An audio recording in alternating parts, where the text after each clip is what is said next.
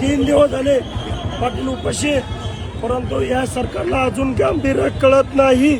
माझा आवाज निघत नाहीये, पण माझा आवाज मी या गाडीने काढणार. वाजवा दादा,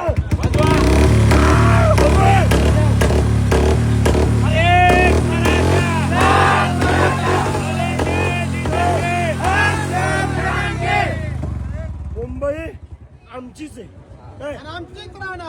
आरक्षण घेतल्याशिवाय वापस जायचं नाही.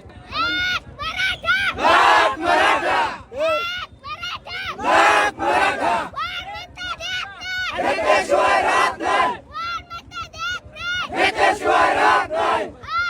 महादेव महादेव नाही कुणाच्या बापाचं, नाही कुणाच्या बापाचं.